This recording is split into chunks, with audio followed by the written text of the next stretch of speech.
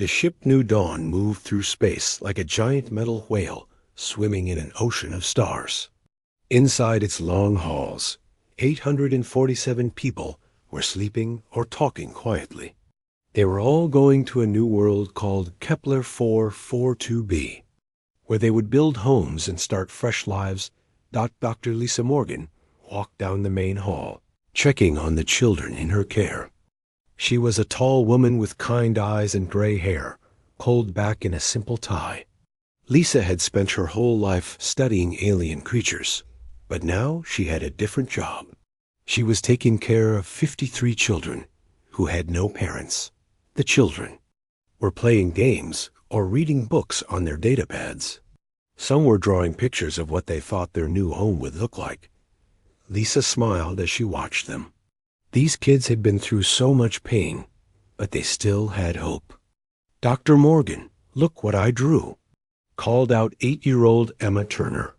She held up her pad, showing a picture of a house with a big garden.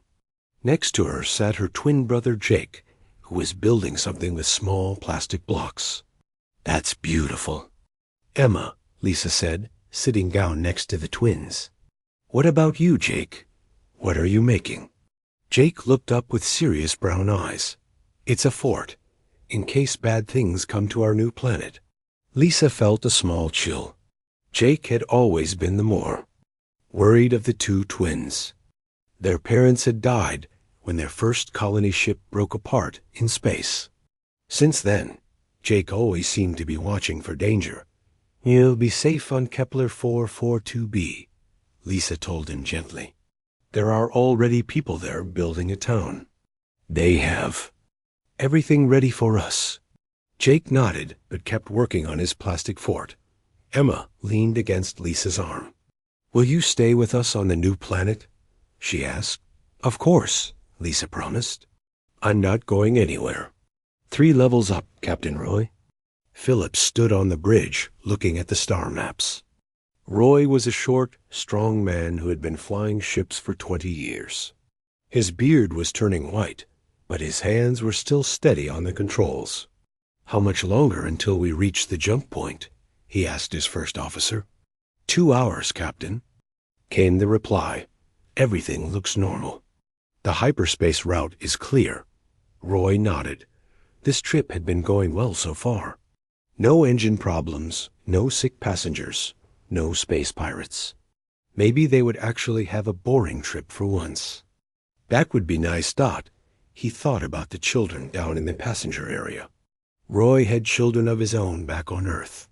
He knew how hard it was for kids to lose their parents. At least Dr. Morgan was taking good care of them. "Captain," his communications officer called out, "I'm getting some strange readings on the long-range sensors." Roy walked over to look at the screens. "What kind of strange?" "It looks like ships, but they're not showing up clearly. The readings keep changing." Roy frowned. Ships didn't just appear and disappear like that. "Keep watching. Let me know if anything changes." Down in the passenger area, Lisa was reading a story to some of the younger children. It was about brave explorers finding a new world full of friendly aliens. The kids loved stories like that. "Do you think we'll meet real aliens on our new planet?" asked 6-year-old Bobby Chun. "Maybe someday," Lisa said. "But first we need to build our homes and grow our food." 10-year-old Mia Rodriguez raised her hand. Mia was very smart and always asked hard questions. "Dr. Morgan, why don't we ever see aliens? My dad said there are lots of them in space." Lisa thought carefully. There are many different kinds of living things in the galaxy, but most of them live very far away from us. And some of them might not want to meet humans yet. "Maybe they're scared of us," said Emma. "Or maybe we're scared of them," Jake added quietly. Before Lisa could answer, the ship suddenly shook. Not hard, but enough to make everyone look around. The lights flickered for a moment. "What was that?" asked Bobby, grabbing Lisa's arm. "Probably just the engines adjusting," Lisa said, but she felt worried. Ships weren't supposed to shake like that in empty space. Up on the bridge, Captain Roy was staring at his screens in shock. What do you mean? 6 ships. Where did they come from? They just appeared, Captain, his sensor officer said, his voice shaking. One moment space was empty. The next moment they were surrounding us. Roy looked at the main screen. 6 strange ships hung in space around the new dawn. They were made of some kind of crystal that seemed to glow with its own light. Roy had never seen anything like them. Are they answering our signals? Roy asked. No, Captain. They're not responding to anything. Captain, the sensor officer shouted. They're doing something. Some kind of energy beam. Roy watched in horror as blue light began to pour from the crystal ships. But the light didn't hit the outside of his ship. Somehow, it was going right through the metal walls. All passengers, please stay calm, Roy announced over the ship's speakers.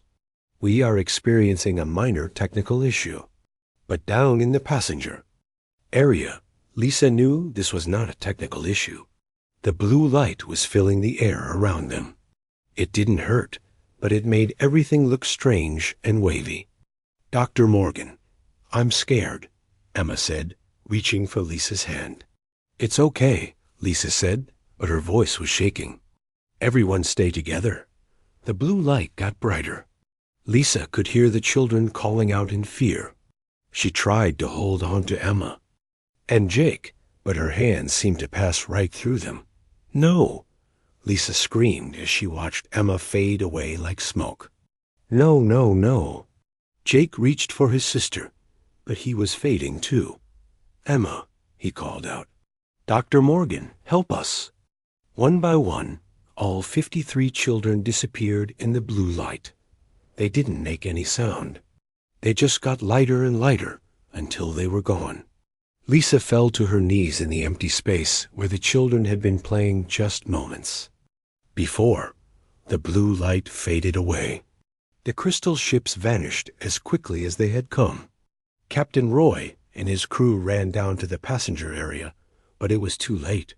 The children were gone. All of them. And no one knew where they had been taken.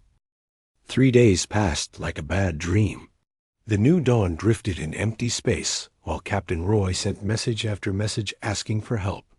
Dr. Lisa Morgan sat in the empty children's area, staring at the toys and books left behind. She hadn't eaten much or slept at all. On the 4th day, help finally came. Admiral Kate Morrison stood on the bridge of her warship, the Valiant Storm. Kate was a strong woman with short black hair and eyes that had seen too many battles. She was also a mother. When she read the report about the missing children, she felt sick to her stomach. How long until we reach the new dawn?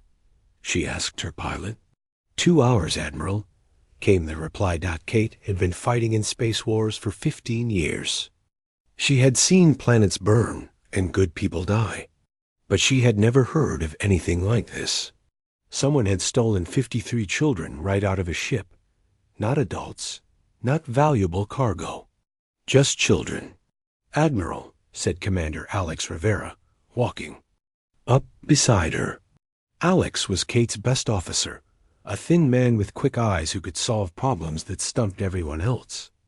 I've been reading everything we know about the attack. What do you think? Kate asked. This wasn't random, Alex said. Whoever did this wanted children specifically. They had technology that could take people through solid walls. And they knew exactly which ship to hit. Kate nodded. Someone was watching us, planning this.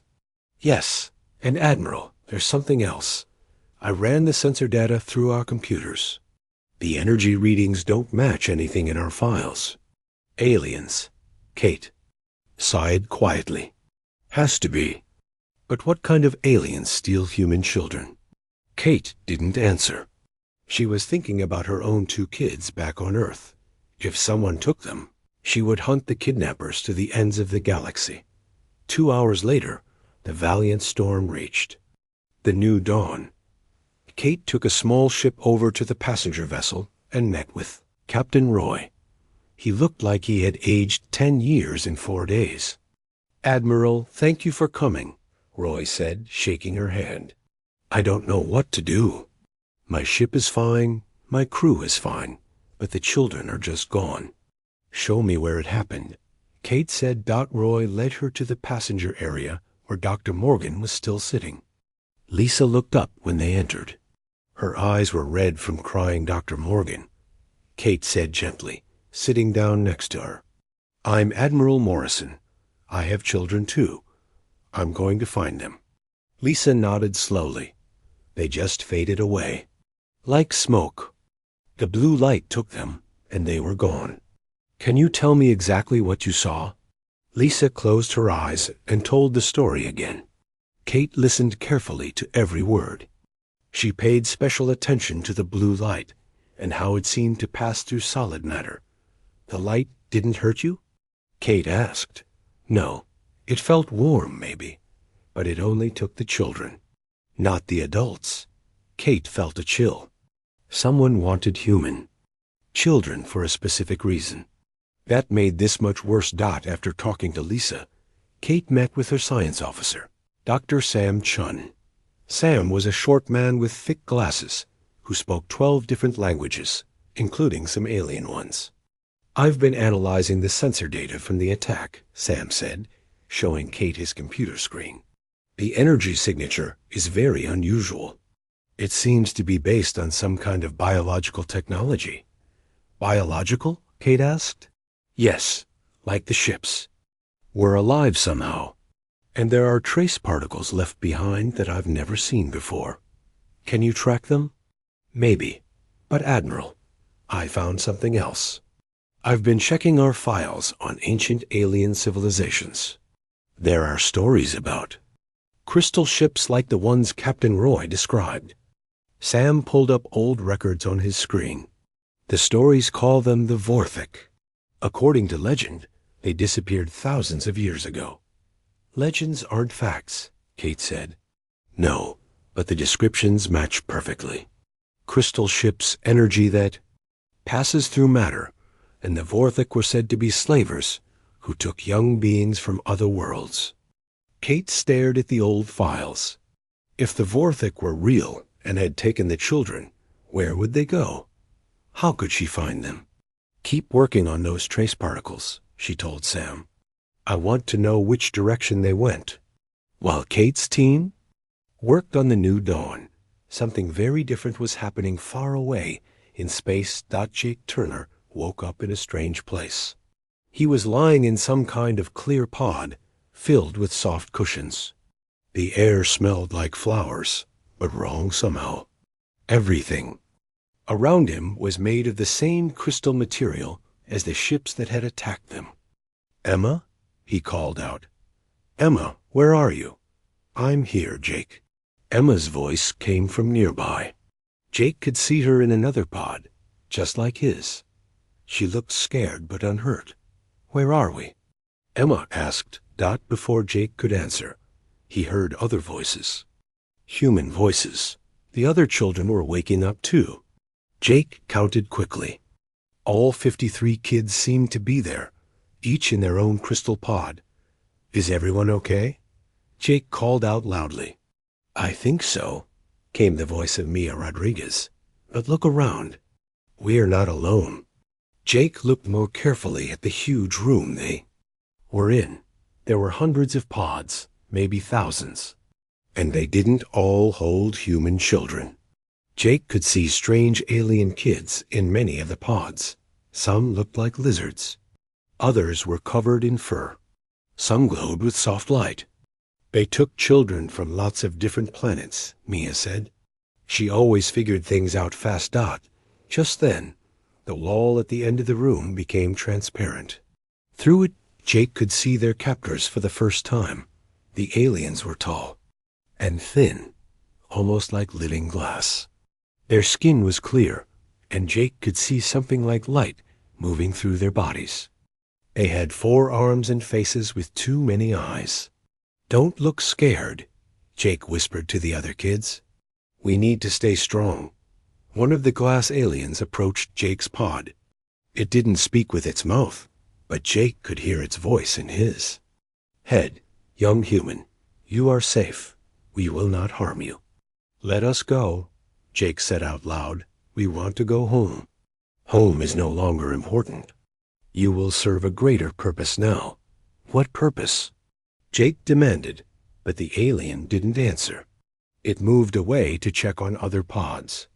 Jake felt angry and scared at the same time. But he also felt something else. These aliens thought they could just take human children and use them for something. They were wrong. Emma, Jake called quietly to his sister. Can you hear me? Yes, we're going to get out of here, all of us, I promise. How? Jake looked around at all the other human kids. They were scared, but they were also smart and brave. I don't know yet, but we will. Back on the Valiant Storm, Dr. Sam Chun had good news for Admiral Morrison. I found them, he said excitedly. The trace particles form a trail. It's faint, but I can follow it. Where does it lead? Kate asked. Deep space, past the edge of our star maps. But Admiral, it's going to take us at least 2 weeks to get there. Kate felt her heart sink. 2 weeks was a long time. Anything could happen. To the children in 2 weeks. How fast can this ship go? She asked. Admiral, if we push the engines to maximum ... Do it. Send a message to Earth Command. Tell them what we found and where we're going. Yes, Admiral. Kate looked out at the stars. Somewhere out there, 53 human children were prisoners of aliens who had been stealing kids for thousands of years, but they had made one mistake. They had taken children from the species that never gave up. We're coming, Kate said quietly. Hold on, we're coming. Admiral Kate Morrison was studying star charts when her communications officer called out with urgency. Admiral, we have visitors. 3 ships just appeared out of hyperspace. Kate looked at the main screen. 3 massive vessels hung in space. Near the Valiant Storm, they were unlike any human ships she had ever seen. One looked like a giant insect made of metal. Another was smooth and round like an egg. A third seemed to be made of living crystal that pulsed with soft light. Are they hostile? Kate asked, her hand moving toward the weapons controls. No, Admiral. They're sending a message. They want to talk. Kate had been chasing the trail of the stolen children for a week. She wasn't expecting to meet aliens, but she wasn't surprised either. If aliens had taken the children, maybe other aliens could help find them. Put them on screen, she ordered. The main display showed 3 very different alien faces. The first looked like a giant praying mantis with golden eyes. The second was covered in green scales and had a mouth full of sharp teeth. The third was hard to look at directly, like it was made of flowing water. The mantis-like creature spoke first. Its voice was translated by the ship's computer. I am Ambassador Zefter of the Galactic Council. We have come because of your missing young ones. Kate felt her heart jump. You know about the children? Yes, Admiral Morrison. We have been watching the situation. May we come aboard your vessel? This matter requires immediate discussion. Kate hesitated. She had never met aliens before. Alone invited them onto her ship. But if they could help find the children, she would take any risk. Permission granted. Landing Bay 2. An hour later, Kate sat in her conference room facing 3 of the strangest beings she had ever imagined. Ambassador Zefter was even taller than he looked on screen, nearly 8 feet high, with 4 arms and skin that looked like polished gold. The scaly creature introduced herself as Council Member Tessara, and she moved like a giant snake. The third alien called itself Fluxmore and seemed to change shape slightly every few seconds. Admiral, Zefter began, what has happened to your children is a crime of the highest order. The beings who took them are called the Vorthik. Dr. Chan found references to them in our old files. Kate said. But we thought they were just legends. Tisara's forked tongue flicked out as she spoke. Not legends. Very real and very dangerous. The Vorthok are ancient slavers who harvest young sentient beings for their neural energy. Kate felt sick. Neural energy? Young minds are more flexible, Fluxmore explained, its voice sounding like wind through water. The Vorthok use this flexibility to power their technology and extend their own lives. They have been doing this for thousands of years. But I thought you said they disappeared, Kate said. We believed they were destroyed in the Great Purge 10,000 years ago, Zephyr said sadly. Every civilized species in the galaxy joined, together to stop them. We thought we had succeeded. Obviously not, Kate said grimly. So where are they now? Tisara unrolled a star map that seemed to be made of light. We believe they have been hiding in the void sectors, far from any inhabited systems. They have been rebuilding their strength in secret. Kate studied the map. The void sectors were marked in red, indicating dangerous or unexplored space. How many children have they taken? Unknown, Fluxmore replied. But if they are operating again, your human children are not the first, and they will not be the last unless we stop them. We? Kate asked. The Galactic Council has voted, Zephyr announced. We will provide assistance to recover your young ones. This attack on innocent children cannot be allowed to continue. Kate felt a surge of hope. What kind of assistance? Ships, weapons, and knowledge, Tisara said. But we must warn you, Admiral. The Vorthok have abilities that go beyond technology. They can control minds and bend reality itself. Many strong warriors have fallen to their mental attacks, Fluxmore added. Even approaching them is dangerous. Kate thought about the 53 children floating somewhere in space, scared and alone. I don't care how dangerous it is. Those kids are counting on us. That is why we are here, Zephyr said, with what might have been a smile. Humans may be new to the galaxy, but your dedication to protecting your young is well known. We respect that. While the adults were talking in space, Jake Turner was learning things about their captors that he wished he didn't know. The Vorthok had moved all the Vol children to a new section of their ship. This area had more of the crystal pods, but it also had windows. Through them, Jake could see that they were no longer in empty space. They were approaching something huge. Look at that, whispered Mia Rodriguez from the pod next to his dot through the window. Jake could see a massive structure built inside a hollow asteroid. It was part machine and part living tissue, with thousands of lights and moving parts, and it was enormous. The ship carrying them was tiny compared to this thing. It's like a city, Emma said from her pod. A prison city, Jake corrected grimly. As their ship moved closer, Jake could see other vessels docking at the structure.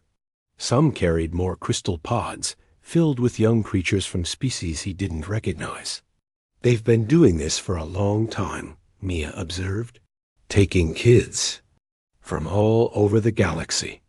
Well, they made a mistake taking human kids, Jake said firmly.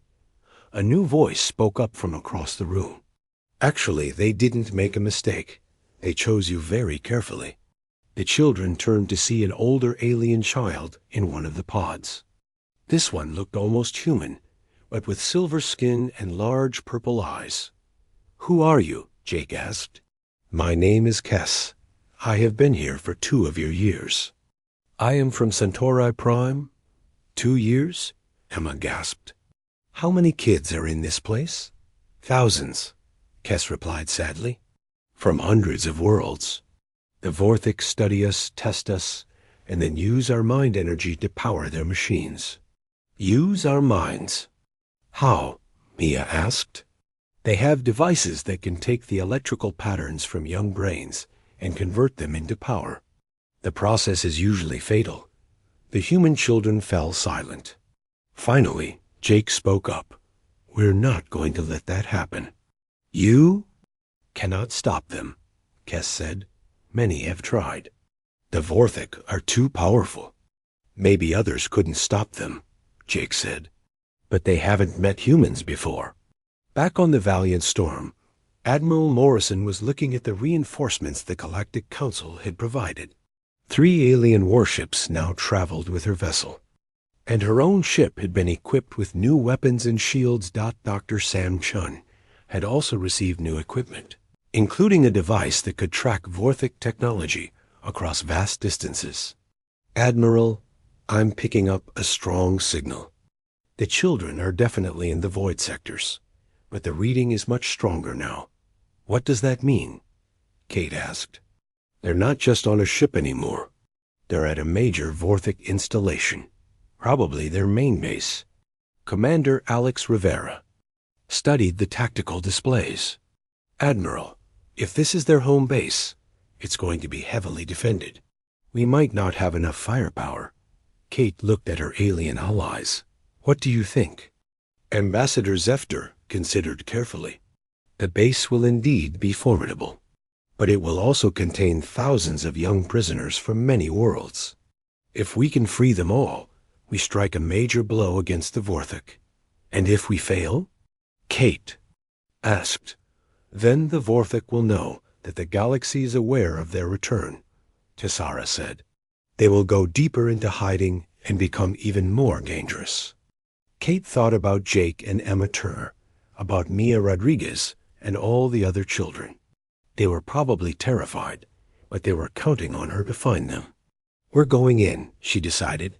Full speed ahead. The combined fleet jumped to hyperspace, racing toward the void sectors and the showdown that would determine the fate of thousands of young prisoners. Kate only hoped they would arrive in time. But in the Crystal Prison, Jake Turner was already making plans of his own. The Vorthik might be ancient and powerful, but they had never faced the determination of human children who refused to give up. Admiral Kate Morrison stared at the massive Vorthik base on her screen. The structure was even bigger than the alien reports had suggested. It looked like someone had hollowed out an asteroid the size of a small moon and filled it with a nightmare of biomechanical technology. How many ships are defending it? She asked Commander Alex Rivera. At least 50 that we can see, Alex replied. But Admiral, look at this. He pointed to his tactical screen. The base itself is the weapon. Those aren't just docking ports. They're energy cannons.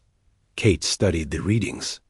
The alien base bristled with weapons, and its crystal hull seemed to pulse with deadly power.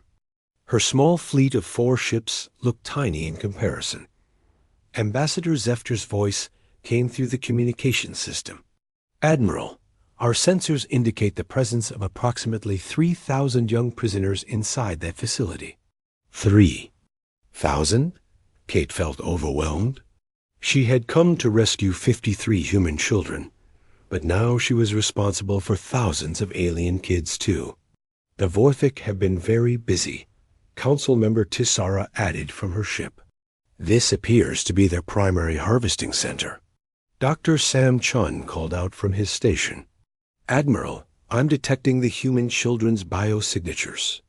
They're alive and together in the lower sections of the base. Kate felt relief wash over her. The kids were alive. Now she just had to figure out how to get them out of an impregnable alien fortress. Commander Rivera, what are our options? She asked. Alex had been working on tactical plans since they arrived. Direct assault is suicide. We're outnumbered and outgunned. But I have another idea. He brought up a detailed scan of the base. The Vorthik technology is biomechanical. It's part living creature. That means it needs to breathe, so to speak. There are ventilation systems and power conduits that run throughout the structure. You want to send a small team inside, Kate realized. Exactly. While our ships keep their defenses busy, a strike team could infiltrate the base and free the prisoners from within. I'll lead the team, Kate said immediately. Admiral, with respect, That's not a good idea, Alex argued. We need you commanding the fleet. Let me take the strike team. Kate wanted to argue, but she knew Alex was right. Fine, but I want Dr. Morgan with you. She knows the children better than anyone. Lisa Morgan had been standing quietly in the corner of the bridge. When Kate mentioned her name, she stepped forward. I'm ready, Admiral. I won't leave those kids behind again. 2 hours later, Alex Rivera led a team of 12 humans and aliens through the dark corridors of the Vorthok base. They had entered through a maintenance tunnel that Dr. Chun's scanners had identified. The walls around them pulsed with a sickly light, and the air smelled like rotting flowers. Dr. Morgan stayed close to Alex, her heart pounding.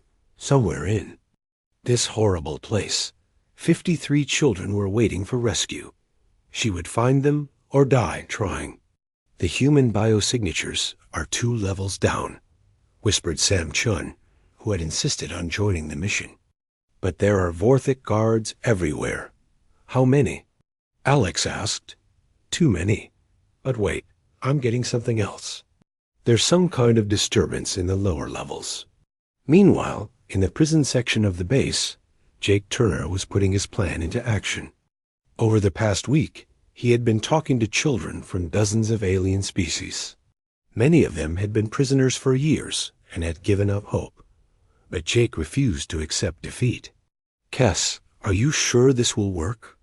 Emma whispered to the Centauri, boy who had become their friend. Jake's plan is crazy, Kes admitted, but it might be crazy enough to succeed. Jake had discovered something the Vorthok didn't know.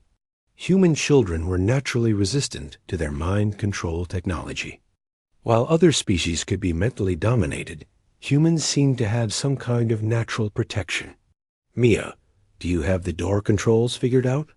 Jake asked. 10-year-old Mia Rodriguez had been studying the prison's computer systems for days. Her small hands moved quickly over a control panel she had managed to reach from her pod. Almost got it. These systems are biological, but they still use logic patterns I can understand. What about the other sections? Jake asked. I've been in contact with kids in 7 other prison blocks, Kes reported. They're ready to move when you give the signal. Jake looked around at the human children. They were all scared, but they were also determined. Remember, we're not just escaping. We're freeing everyone we can.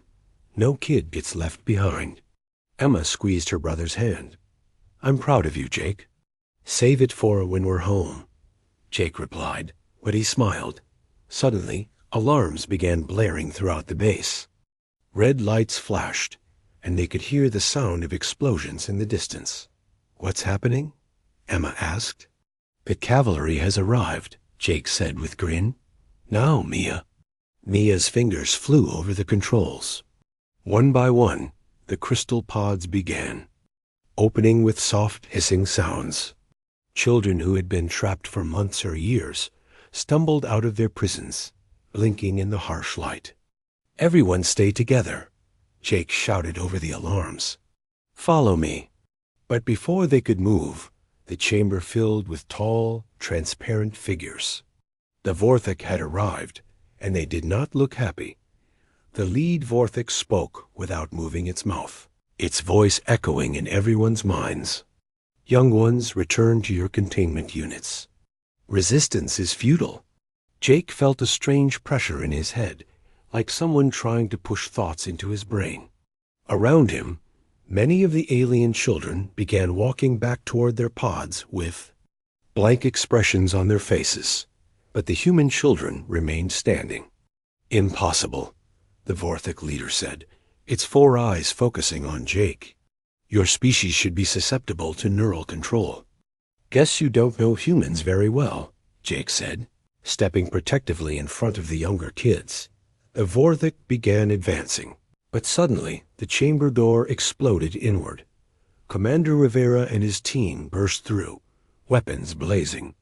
Get away from those children, Alex shouted, firing his rifle at the nearest Vorthok. The transparent aliens scattered. their forms seeming to bend and flow as the energy weapons struck them. Dr. Morgan rushed toward the children, tears streaming down her face. "Jake, Emma," she called out, gathering the twins in her arms. "Dr. Morgan," Emma cried. "We knew you'd come." "We need to move now," Alex ordered. "The whole base is going into lockdown."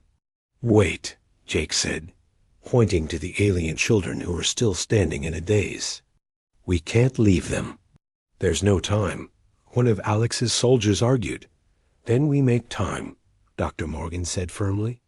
She began speaking to the alien children in different languages, trying to break through their mental conditioning.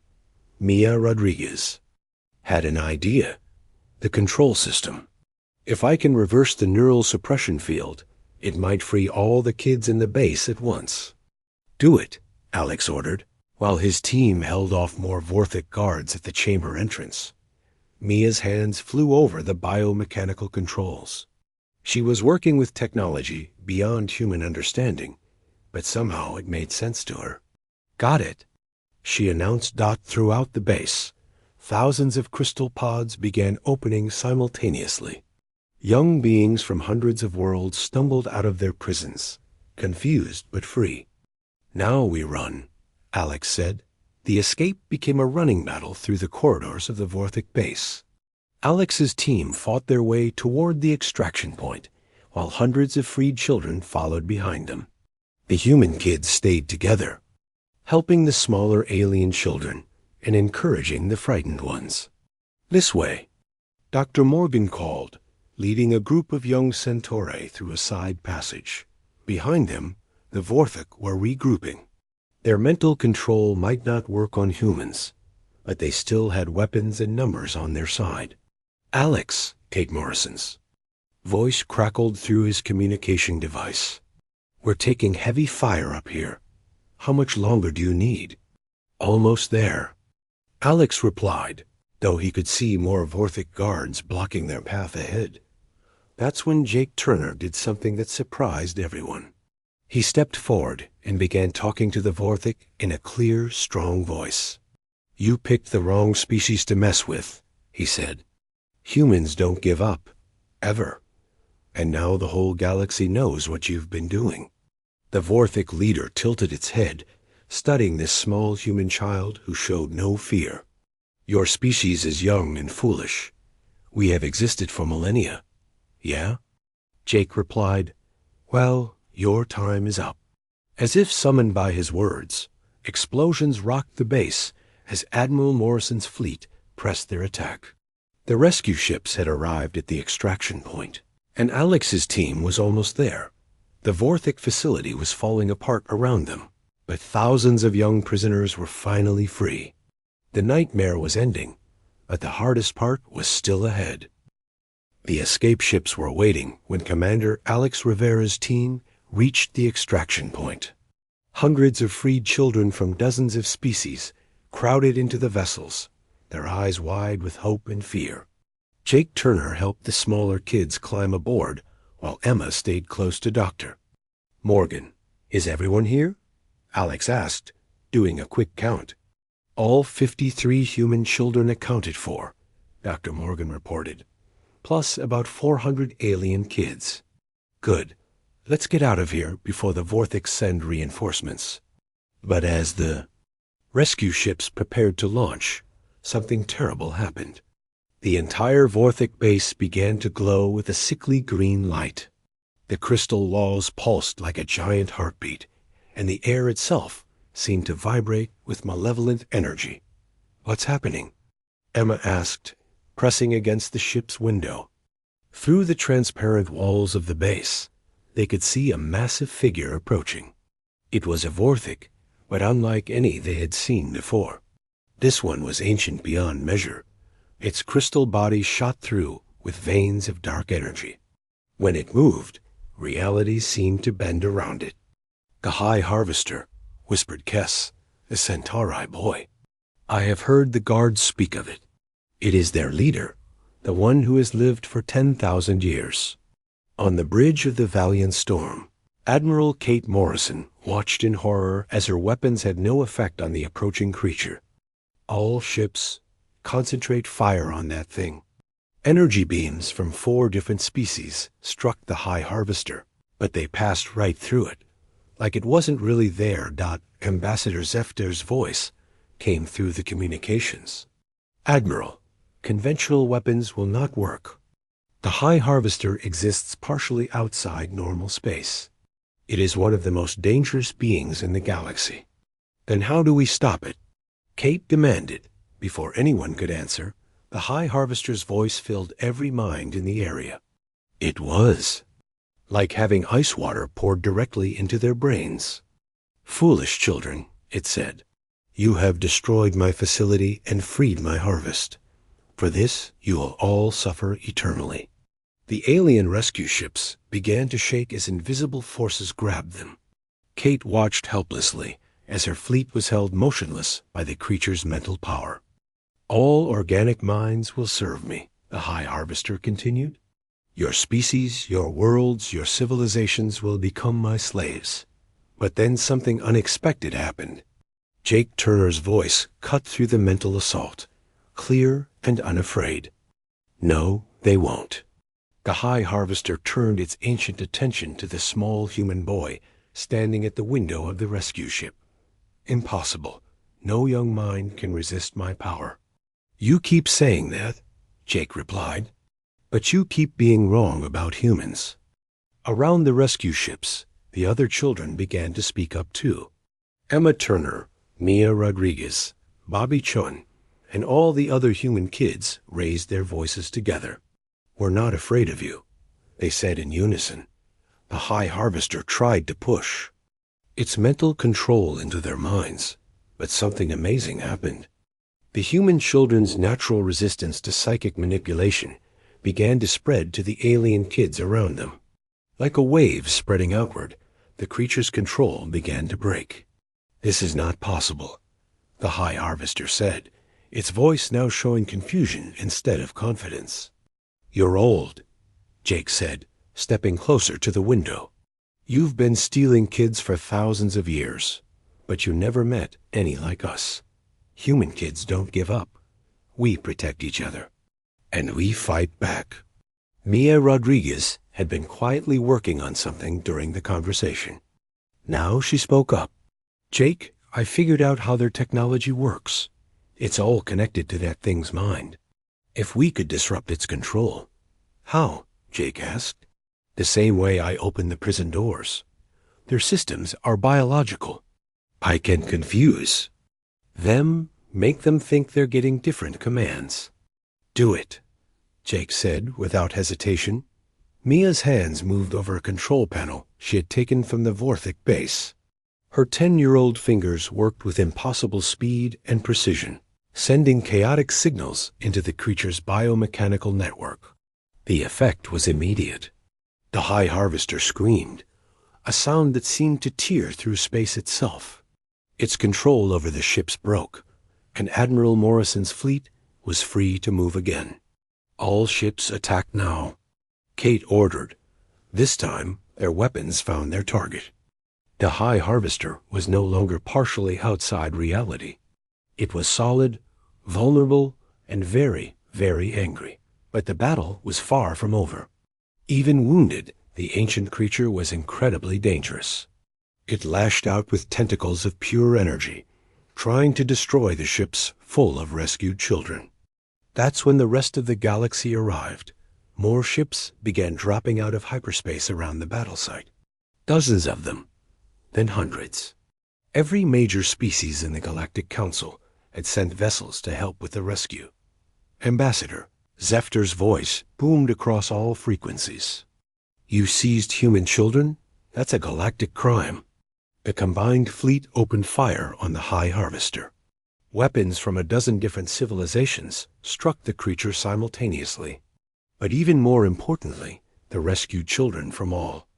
Those species were now working together, their combined mental resistance breaking the Vorthic's power once and for all. The High Harvester gave one final scream of rage and frustration before its ancient form began to dissolve. This is not the end, it said. Others will come. The harvest will continue. Not if we can help it, Jake Turner replied firmly. The creature's death released a wave of energy that destroyed what remained of the Vorthic base.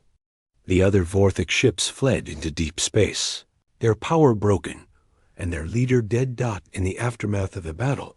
The rescue fleet began the long journey home. The freed children were divided among the various ships, with each species taking care of their own young ones.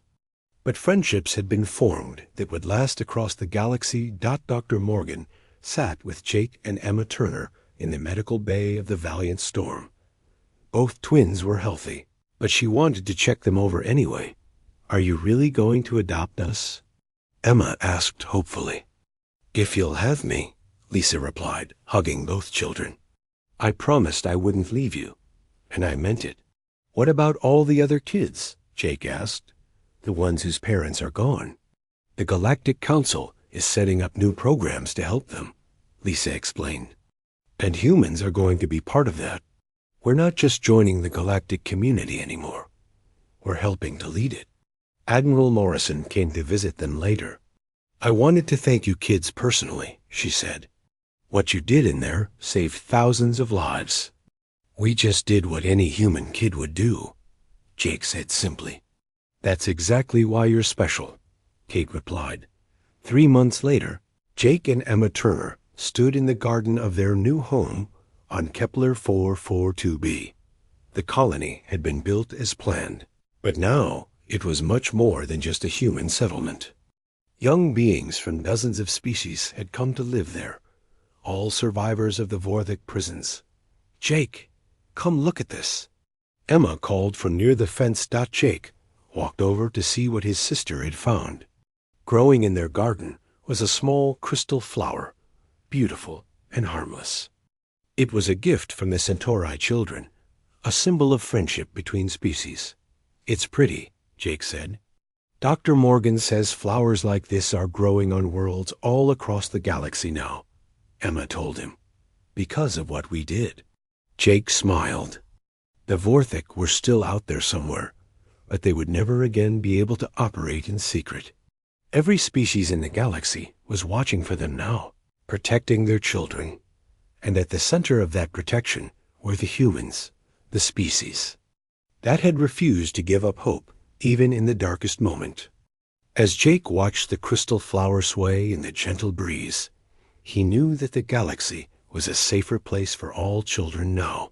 Human kids had shown the way, but they weren't alone anymore. They were part of something bigger, something better. They were part of a galactic family that would never again allow the innocent to suffer in silence. The stars above seemed to shine a little brighter that night, as if the galaxy itself was smiling.